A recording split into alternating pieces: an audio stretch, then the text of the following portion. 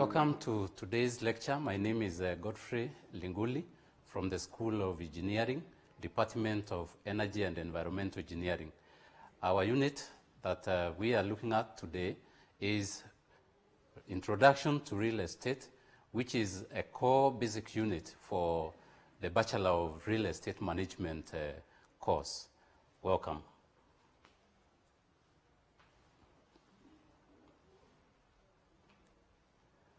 We'll start with the key definitions that touch on real estate. And the very basic definition is land. And many people may not actually have the clear understanding of what land means, because from the normal kind of description or the normal perception, many people view land to be just the soil. But in technical terms, that is not what it means. It is much more than that, which means that it's actually the soil, the ground, the earth, and everything which has been developed on land, whether natural or man-made. And not only that, it also includes some airspace above that. The next term that I would like to share with you is property. Property, from a very broad definition, is anything that can be owned. Anything that can be owned. And therefore, it is important also to note that property is divided into two: real property and also the personal property. Real property and personal property.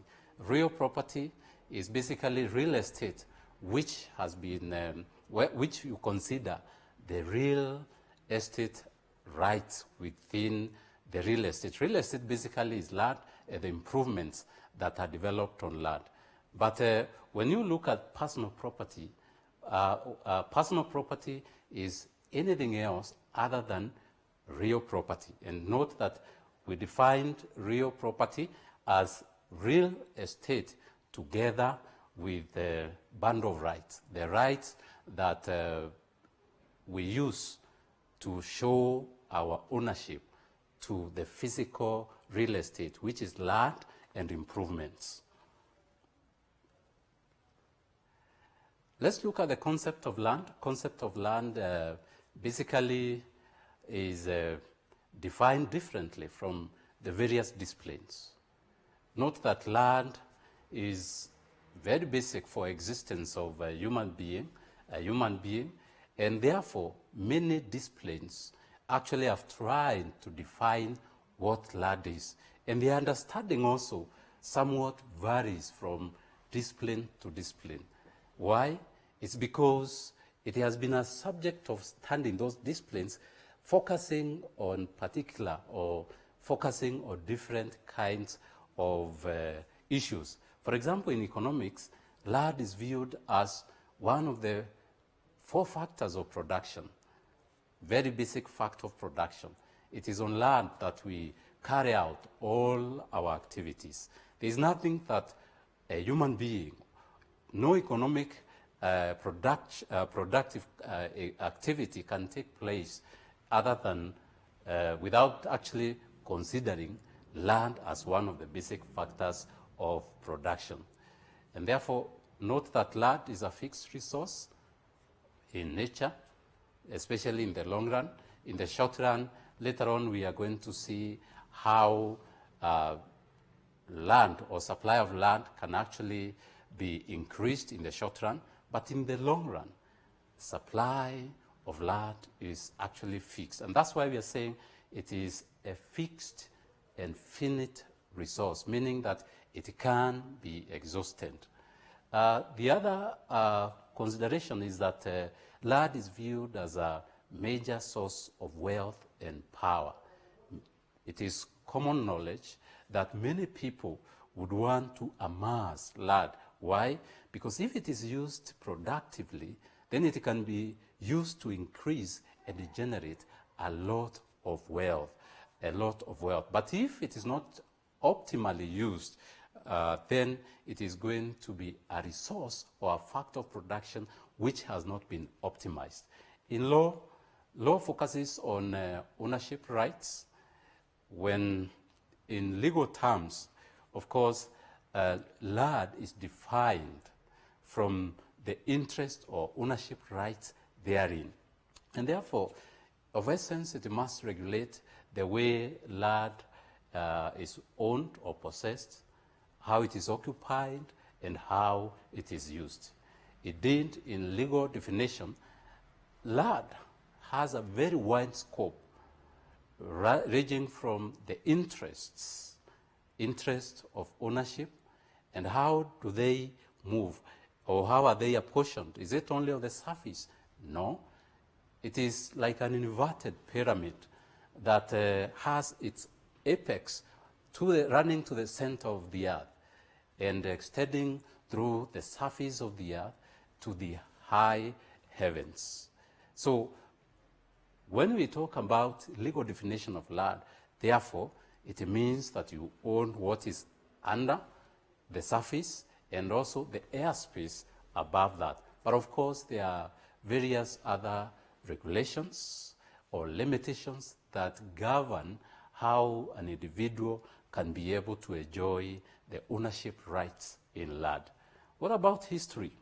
Very interesting to note that historians try to find out how land influences development of human behavior. And many people will look at this as a factor which probably has contributed or has shaped human behavior in particular areas. For example, you can view it as a factor historically that has contributed to the particular nature or well-being of individuals or a community based on how they have been able to interact with land. Historically, we have seen in many accounts whereby you find communities which enjoy land which is probably on a high, which is raised high. For example, like the mountains, communities which used to build their residences in those kind of in that kind of terrain, they used to enjoy much more protection, and as a result, they were not able to suffer a lot of aggression from other enemies or people wanting to attack them. As such people viewed land as a strategic weapon for protection and ensuring that they continue to enjoy peace. In fact, we will look at the other concept of land, which is sociology. How do sociologists view land? A factor which can be distributed among individuals, and in what ways? Who can be able to access what kind of rights and interests in land, and who cannot? And should it be shared equally, or some people need to enjoy much more than the other? Those are questions that are answered best in sociology. Geography, on the other part, dwells on the physical characteristics of land. How do the physical characteristics of land affect the way individuals interact and use land? And this, for example, in real estate, it has far-reaching consequences because the nature of the soil or the terrain determines a lot what kind of structure you can be able to put up, because certain types of soils or certain geographical features determine what kind of structures can conveniently be built without a lot of cost. So in real estate, the concept of the characteristics of soil or land, very, very important. And indeed, history has it that geography can determine even the course of history. For example, the case of Napoleon Bonaparte, the French revolutionist, who went on a spree to conquer Europe and other related regions. In fact, it is said that one of the factors that led to the fall or defeat of Napoleon Bonaparte was a geographical feature. And how did this present? It presented itself in form of the sunken road of Ohain, whereby the forces, Napoleon Bonaparte forces, did not actually know that there was that sunken road. The enemy forces were across the other side, but to Napoleon forces, they thought that this is a continuous piece of land, no kind of unseen geographical features. And when Napoleon actually motioned to the officer who was at the forefront, if now they could launch the attack, the officer said yes, because there was nothing which was preventing them from doing so. And remember that in the planning, if Napoleon did not factor in that piece of terrain, then he could not probably change his tactic. But if he knew that that feature was there, then his tactic or strategy could have changed. And how did that contribute to his defeat? Well, very simple. When the forces and the horses, the attacking team, rushed to meet the enemy, when they reached the sunken road, which they had not envisaged or seen, horse after horse fell into that sunken road. And what happens is that they were able to lose very, very many competent soldiers and also their horses, and that set them back, and Napoleon ended up being defeated. And that's the place was known as Waterloo, and probably that's why even the term is used in current or contemporary times, that someone has met his Waterloo, because when you suddenly encounter defeat which you did not envision. Let's now look at the bundle of rights. We have seen that in legal theory, bundle of rights is a very key concept that cannot be ignored. And in real estate, there is no real estate. There is no value to real estate if the bundle of rights is actually missing, or if it's not considered, the ownership interest, the rights to land, if they are not there, then we cannot even be able to value land. We cannot even be able to use land productively, because it is the extent of rights that tell us what is the scope, and even the quantity of rights that we enjoy in property. So there are 5 basic rights in the bundle of rights, and the first one is the right to possess. Right to possess is the right to occupy a property. Someone with this right can actually be able to occupy a property without anybody else coming to challenge the holder of this right cannot be challenged. He has the right to possess.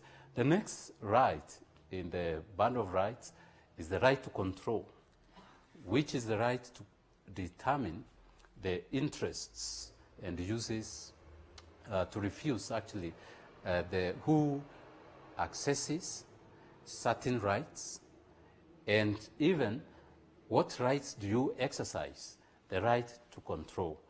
You determine which rights to exercise, and how does that relate with the other people? What can you do? Control your piece of real estate that you have. The next right is the right to enjoy, which basically is the right to use the property. You use it the way you want, and you enjoy it the way you want, without the interference of the other people. The next right is the right to exclude. The right to exclude, when you are the rightful owner of a property, then you can deny other people access to the property. You can deny them from accessing and also from using that subject property. The last right is the right to dispose. The right to dispose. Disposition is about transfer of property. You transfer property from the current owner to, if you are the owner, you can determine how do you transfer the property from yourself to the other party. And indeed, there are several ways of exercising this disposition, and you can decide and determine when do you want to dispose, to who do you dispose, okay, at what even price. So these are rights which are actually covered and which are included when we are considering the band of rights and how they can be exercised in property ownership. Next, we look at estates in land. Estates in land. And this is another concept which is basically very much misinterpreted in the common day or everyday life kind of talking. In many cases, when we talk about estate, we are talking about the physical properties, the physical buildings. You visualize an estate as a number of buildings with a common boundaries or even without common boundaries that people buy property or build property and live therein. Well, that may be true to some extent, but that's not the technical definition or the legal definition of the term estate. An estate, it denotes a person's holding in landed property and represents the quantity, and the quality of rights that someone exercises in a given piece of property or of land. So when we talk about estate, two very important thing, that it represents the quantity and the quality. Quantity meaning that what is the scope of the rights that you have. And shortly we shall also see some of these rights and even interests that can be exercised in land. The scope. Then the quality is the nature and the strength of this interest in property. Therefore, it is very critical and very important to ensure that even when you are getting into a transaction, real estate transaction, you critically examine the quantity or the scope of rights and the quality of rights. What can you be allowed in law to do with this land? Therefore, there are a number of estates that I would like to share with you.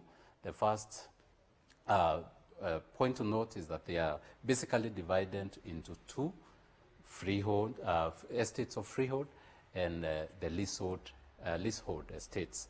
Estates of freehold and leasehold estates.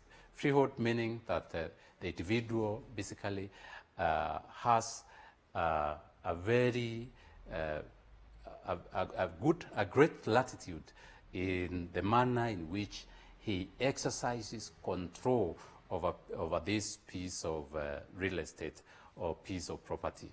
And these are very common, especially in rural areas, whereby you do not have other sovereign powers coming to govern how you relate with real estate. Leaseholds very, very common in the urban areas where there is need to control the way real estate is used, especially because there is need to actually develop land, control the way land is used, and ensure that we have we are getting the maximum out of land. As we shall see later on, it is important to regulate how each individual relates with land, because if we allow everyone to relate with land in the manner they see or they feel like, then that will be a very important, a very serious issue, because people will start having conflicting kind of uses, and then there is going to be chaos and disorder, and that cannot be allowed in a civil society. Let's start with the estates of freehold. The first one is fee simple. Fee simple. This is basically one of the greatest or the best kind of estates that someone or an individual can have in life. It has indefinite duration, and it can be freely transferred from one person to the other freely. What do I mean by freely? You have a lot of latitude, you have a lot of power to decide how you transfer and how you dispose this kind of estate. The next one is conditional fee simple. Just as the name goes, it's actually a form of fee simple. But now we are saying it is conditional. That means there is a condition that must be met for this kind of estate to continue. And if that condition is not met, okay, then the conditional fee simple will actually come to an end. If, for example, the condition is do not transfer this property to another party other than your blood relatives, and that one is recorded in title as one of the conditions, then if you transfer to someone else who is actually outside your blood relatives, then you find that that kind of estate will come to an end, and it's going to revert or to go back to the original grantor who granted that. And in most cases, this will be a sovereign power like the government. The next is fee tail. Fee tail. Fee tail, just like fee simple, is also a type of absolute ownership of property interest. But it has a little bit of twist compared to the fee simple itself. How? This one dictates who can actually inherit the property rights in the subject parcel. Well, in fee simple, when it comes to inheritance, any blood relative or any blood relation, whether a mother, a brother, whoever can be able to inherit. But in fee tail, it is only the direct descendants, direct blood descendants, who can be able to inherit this. So, for example, if an individual dies without a child and was holding fee tail, that fee tail estate, if it comes to a situation where inheritance has to be considered, then fee tail will come to an end, and it's going to revert to the original grantor. If it's a government, for that matter, then that that estate will come to an end. But in fee simple, if someone dies without a child, and the estate is fee simple, any blood relation can actually be able to access rights and inherit a fee simple estate. That's one of the key differences between those two types of estates.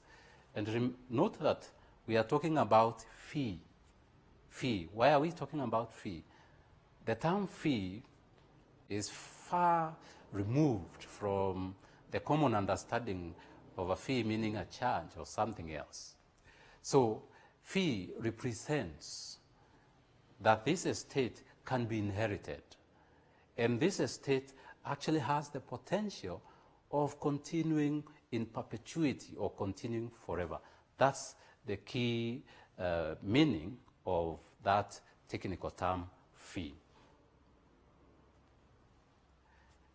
The other kind of estate that we look at is life estate. Life estate. As the name goes, life estate is directly related to the life of the holder of this estate. Therefore, it means that it lasts, this kind of estate lasts for as long as the individual or the grantee who is holding that estate is alive. Immediately that person dies, that life estate comes to an end. And therefore, as you note, this is not a fee because it has no potential of continuing forever. Why am I saying that? Because a person's life will come to an end. The only thing is that we do not know when this is going to happen, but certainly it is going to come to an end. So it's not a fee. The other one is life estate poetry V, life estate poetry V, which now is a variation of life estate to the extent that now the measuring life of this estate is not the holders, the one who is holding this type of estate in land, but it is the life of another person. That is the yardstick. So when we talk about life estate poetry V, we mean that this estate will come to an end when the person who is taken as the measuring yardstick actually passes on or dies. And therefore, it's very interesting kind of estate, because if a person A is the holder of life estate poetry V, and the measuring life is person B, it means that this person A continued enjoyment of this estate is dependent on the life and well-being of person B. And therefore, as it may be, person A always will be pleading for the life of person. Person A will be pleading for the life of person B, because he would like him to live longer so that he can continue to enjoy this estate in land. Those are the 5 main types of estates of freehold. Then there's the other category of estates, leasehold estates. And these are estates which, of course, have a limited term. As set out in a lease, they are guided. The terms of the contract are contained in a document known as a lease. And therefore, some of the key terms that will be found in that lease is that leasehold has to run for a particular duration of time. Then it will essentially revert back, or reverting back is going back to the grantee, who we call in this case the lessor. The lessor is the person or the party that grants the lease. And therefore, when we look at this aspect, it is important to ensure that the term is clearly captured, the term of the lease is clearly captured, and importantly, it is very critical to ensure that the term of that lease is not longer than the term that the lessor is holding. Why? Because you cannot purport to give a longer term or even an equivalent term than the one which you are holding. Immediately you even give an equivalent term to a lessee or a tenant, the term which you are holding, it will move from a lease to what we call in law an assignment. And therefore, it is very critical and very important to ensure that these are observed. Of course, the other key terms in the contract or in the lease, it will include the name of the parties, the conditions which every party must abide by. There must be an element of consideration, because what are you paying for you to enjoy this possession? Because as it is, a lease ensures that the possession is passed from the lessor or the landlord to the tenant, and therefore this must be paid or paid for. This enjoyment must be paid for. Let's look at land tenure, another component within the real estate field, very important, land tenure. And what is land tenure? The right and the term or mode of occupying or owning land. Land tenure. Tenure, how do you own land? In what form? In what mode?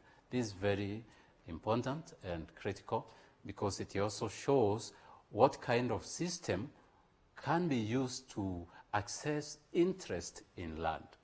And this, therefore, shows or gives us the rules of tenure that determine how property rights to land are actually allocated.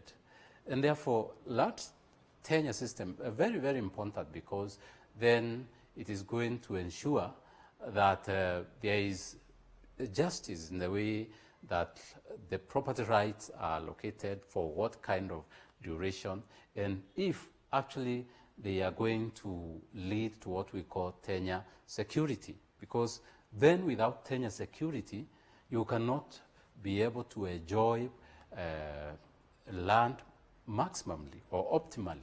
Because assume, because tenure security and the production actually are correlated. How?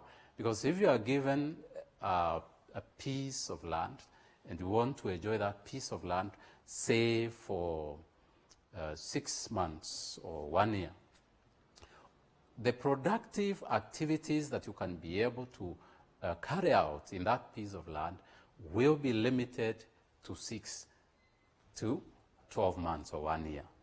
Therefore, it determines the scope of productive activity that you can be able to engage in that piece of land. So it's very important when we talk about tenure security.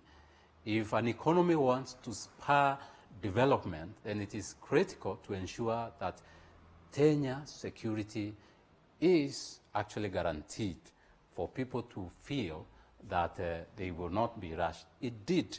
Even when we give leases, especially for commercial leases, whereby we intend, or people intend to have quite some investments in property or in that kind of property, it is important to ensure that they run, for example, here in Kenya, they run for 5 years. That will ensure that someone will have the time to actually develop that land using some substantive capital, and will have time to recoup that capital and actually make some return before the lease comes to an end. That's a form of tenure security. And remember that in land tenure, you may not be able to have absolute kind of interests. They may be competing, there could be competing interests, for example, whereby you have a number of people claiming ownership of the same piece of land. And this means that you need to prove your own ownership. Those are characteristics of, or those are components or issues that arise within the scope of tenure security. There could also be some overriding interest. Even when you have been assured that you are the absolute owner of a property. For example, you have been told that you are the one who is a freeholder of a particular piece of land. You do not hold it completely, because there is a sovereign power, like the government, which has more power than you, so to speak. And in fact, we say that the government has got the radical title. The individuals are given these titles as tenants to enjoy these estates. That's why they are called estates. They enjoy these estates in land because the government or the state is the absolute holder of the land within its sovereign kind of jurisdictions. So it is important to ensure that even when you are buying freehold, note there will be some overriding interests, and these interests take the form of, for example, easements, which government may want to exercise for them to be able to carry out certain kinds of activities, like maybe carrying out passing power lines or even sewer lines or some rights of way. It is important. And also government has the power to compulsorily take your land.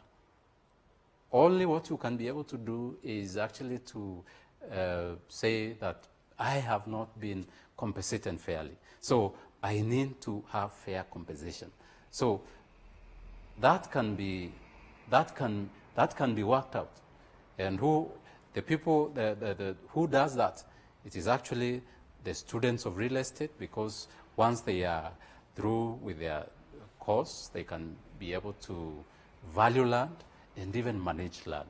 So this is very, very key or critical. Complementary is where you have several people enjoying similar interests in land. For example, in a community, people can be able to enjoy grazing rights. They have complementary rights. No one is excluding the other.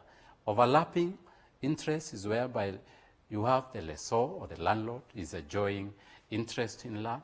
The tenant also has got its interest, his or her interest in the same piece of land.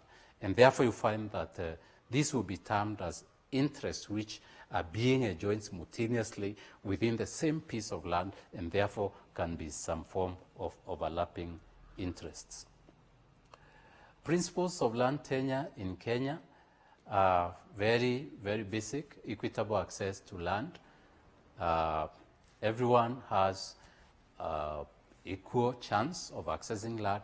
No one is discriminated to access land. At times, in some areas of the world, some people are not allowed to own land in certain neighborhoods. And this even used to happen in our South African neighbor, just down south in Africa. Some black people could not access land in certain neighborhoods. And this is a very good example where we talk that maybe there was no equitable access to land. But in Kenya, we have equitable access to land. Anybody can be able to access the land that you desire, and you have power and ability to actually be able to access. Next is security to land rights. I've already talked about security of land rights. I've explained to you what land rights are and the examples of these land rights, and also the issue of security. So in Kenya, one of the principles of land tenure is to ensure that there is security of land rights. The next is sustainable and productive management of land resources. Don't waste. Land resources, these are finite, and they are fixed. They can be exhausted. That's what we started by saying, and therefore it is important to ensure that we use them sustainably and in a very productive manner. Next is transparent and cost-effective administration of land. Transparent and cost-effective administration of land. No corruption. We want every person to ensure that he has or she has good access, and everything is on the table. If you do not qualify to access certain rights, then it is known that you are not able to access them. The next is sound conservation and protection of ecologically sensitive areas. That's for the purposes of posterity and to ensure that we do not endanger some probably catchment ecologically sensitive areas, or probably even some species that can be eliminated as a result of the way we exploit land resources. Because the push may be actually to develop and develop and develop, but it's important that even as we push for development, we ensure that we protect these ecologically sensitive areas. The other one is elimination of gender bias, elimination of gender discrimination in land-related matters. This has been our story and our history here in Kenya, whereby in most communities, only the sons used to inherit land.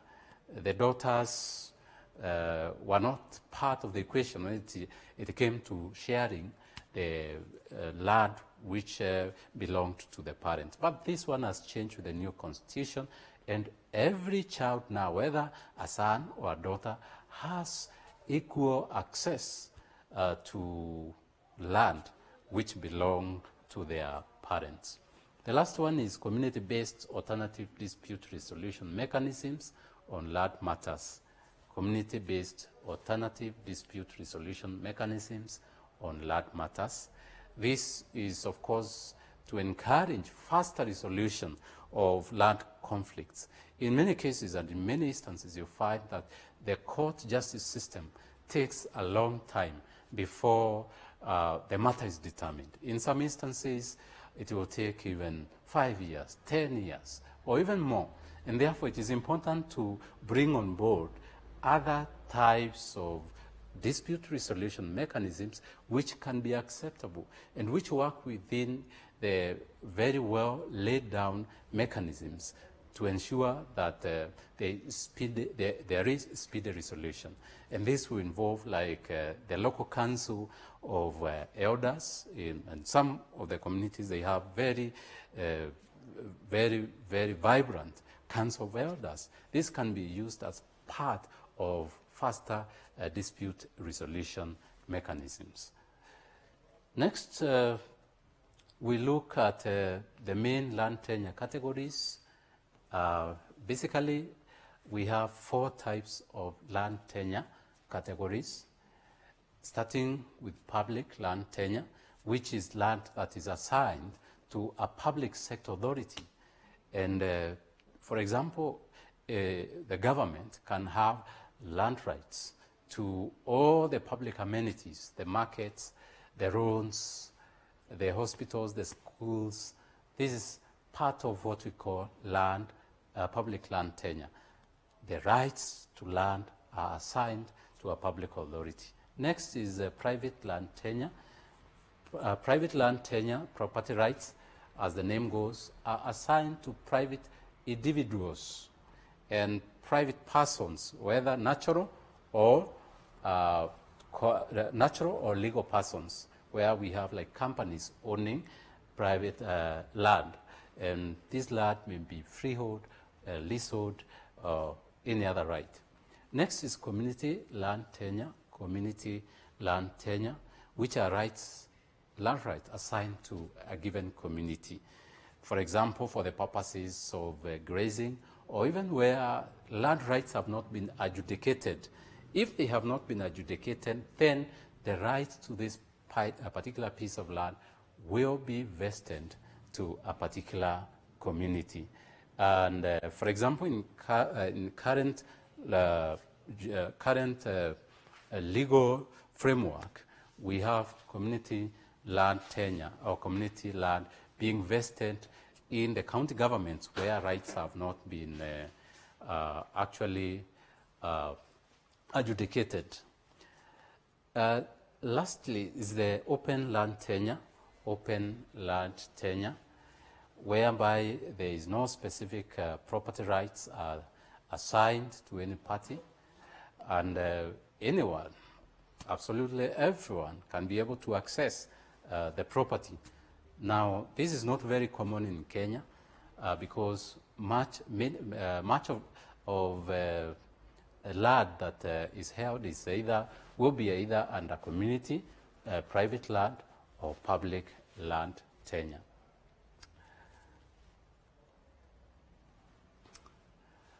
As an example of a physical development or a physical activity, an economic activity which takes place on land, we have real estate development. And I would like to take a few minutes to actually take you through the real estate development process, which is now should be able to utilize the various components of the the various other components or concepts that we have already covered before you can arrive at this particular juncture where you are now developing real estate.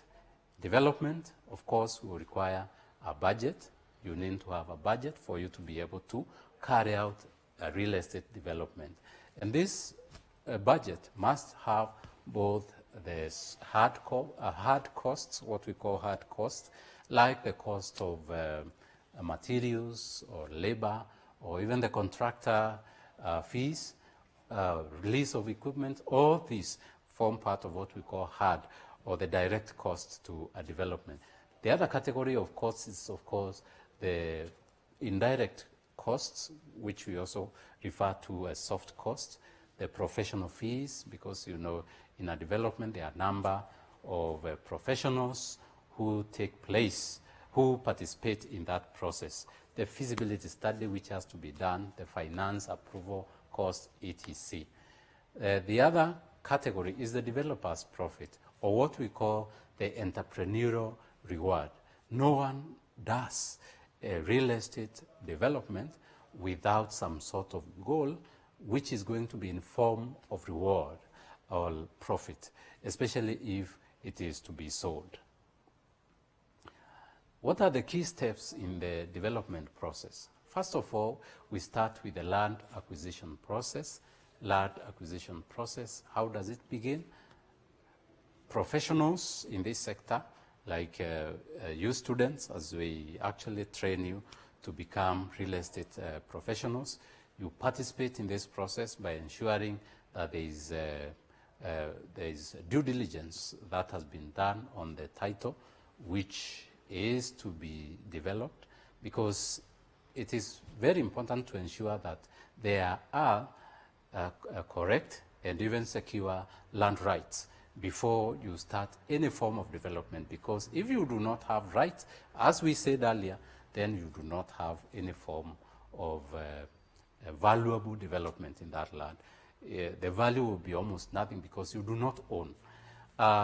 The other issues, of course, other than that, you will consider the history, the planning issues, the consent, because for you to be able to transfer land, or even, for example, if you did not own that land, you must ensure that you get the relevant government consents to ensure that you are able to have those rights or interests vested in you. The next phase will be, the next step will be planning and change of user, especially if the property was not aligned to the kind of development that you have. If that property is not aligned to maybe a commercial development that you wanted to build, then change of user must be done by a competent planner, and it is important to ensure that you know if you're in the correct zone, so that then you do not get into conflict with the county government. Next is the development of the project concept. Under this, you find that the project needs to be conceptualized from the word go, so that then we can be able to know what is the scope of this development that we want to have. And then, as a result, you'll be able to carry out the feasibility study. And in this feasibility study, we are going to find out if this development is actually physically possible. Can it be done physically? Or is it something you are doing in utopia? The next consideration, of course, is if it is economically feasible. Remember, we said how you view land is a factor of production from the economic perspective. So it is important to ensure that what you are actually developing makes sense from an economic perspective. Is it legally permissible? Or are you going outside of what is allowed by law, including the county government requirements, and then the environmental component for the purposes of sustainability? Next step will be to look at the other components of feasibility, which includes ensuring you capture all the costs, because for you to carry out economic feasibility, then it is important to ensure that all costs, both direct and indirect, hard and soft, have actually been factored in the feasibility. Next is the carrying out of the relevant kind of surveys to ensure that the land is good enough for this kind of development. And here we are talking about carrying out soil samples. Remember, we talked about the geographical concept. Now here it comes to the application where you are examining the soil characteristics. And this is done through geotechnical survey, through the trial pits and boreholes to actually determine the kind of soil that you have. Closely related to that is carrying out of topographical survey, which is also called topocadastral surveys, which involves basically capturing all the features within the subject plot, from the sewer lines, the boundaries, the beacons, all development, whether seen or even under the surface, that you need to capture. From there, then, the development of the drawing of architectural and structural building plans need to be done so that then they can be perfected and submitted in due course to the county government. The mechanical and electrical drawings, these now come to beef up the architectural drawings, because a building has got the mechanical services that need to be factored in, like the ventilation systems, the water systems, the plumbing systems.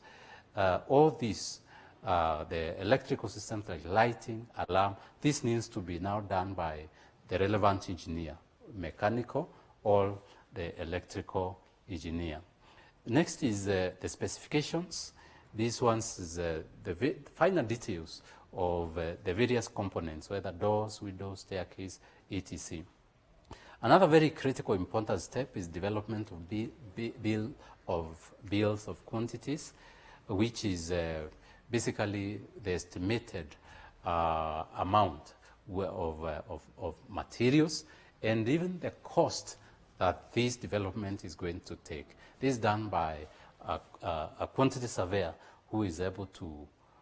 Okay, the next step is the application for development approval from the county government, the NCA, that's the National Construction Authority, the National Environmental Management Authority, Kenya Civil Aviation Authority, if the property to be developed is on a flight path, and also the Water Resources Management Authority, if then the property is on or lies on a riparian reserve. Next is raising of the project finance, because without finance, then there's no development for sure. Then the developer or the promoter of the project needs to work around the equity and debt combination or proportions to ensure that you find out the most appropriate way of raising finance, even if it is going the joint venture way, whereby you can, if someone has land and does not have the actual money to develop, then one can actually invite potential capital equity partners to bring in capital into the project, and then they share from the returns that will be realized from the development. The next step is preparation of tender documents. This one, of course, helps the contractor to quote, and the quantity surveyor comes in very handy here, because it's going to have unpriced bills of quantities to guide the contractor in all the items or all the works that need to be performed under contract to ensure the realization of that project. Next is the selection and engagement of a contractor, and this is done from two main perspectives: the technical perspective and also the financial perspective. Here, this is done in this manner to ensure that you don't evaluate potential contractors only from a technical perspective or from a financial perspective only, because a contractor may quote very low, but it does not have the technical capacity to be able to deliver on that project. So it's important to value or to moderate between these two evaluation perspectives. The next step will be selection and engagement of a contractor. Sorry, I've already covered that. Next will be project construction. This is now the actual project construction. And this one needs to be done well. It needs to be supervised well to ensure that the product comes out very, very well. And to help in this, I have noted that the contractor has the foreman who directs the day-to-day activities within the site, and the client will be represented by the clerk of works, who is the eye of the client, or even the consultants on a day-to-day basis to ensure that the contractor does not cut corners in the development process. Next is the project monitoring. This must be done in terms of timing. Is the project going as per the time schedule? Number two, cost. How are we doing in terms of cost? As far as this project is concerned, are we overshooting the budget? Then the other one is quality. Are we meeting the projected quality of the finished project? This is, of course, can be moderated through visits or site meetings that should be done on a regular basis. The next is a project closeout, whereby the project is completed, and then the contractor has to be mobilized out of the site. And how does that happen? There must be a process. A snag list is prepared, which identifies all the defects upon completion of a project, which then the contractor is told or directed to make good or actually repair all those areas which are faulty. Then after that, he can be able to be told now the property or the development is complete.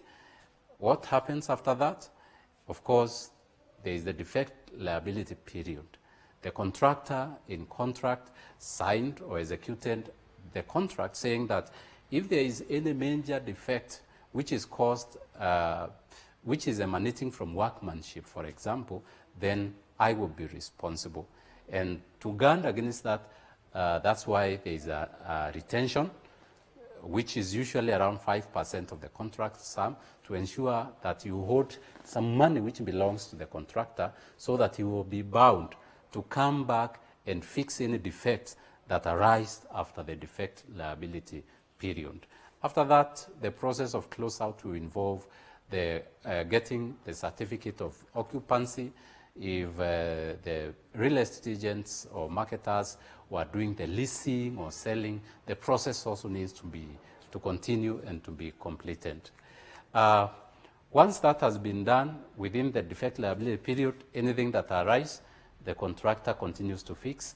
And after that, if all is okay and the defect liability period has ended, then the contractor can actually be paid and everyone shakes hands and they leave the project. That's the end of our lesson. Thank you very much for listening. These televised lectures supplement our robust online learning going on our MKU online platform. You can view more on our televised lectures via our online platform. We are in a digital era, and Mount Kenya University knows this. The following are the steps to follow so as to complete your online application. Download the application form from the website www.mku.ac.ke. Attach copies of your academic certificates and ID. Pay the application fees via M-Pesa pay bill number 270988. Your ID is the account number. 2,000 shillings is the charge for a postgraduate. You can also deposit in the bank accounts provided on the website. Then email all the above to apply@mku.ac.ke.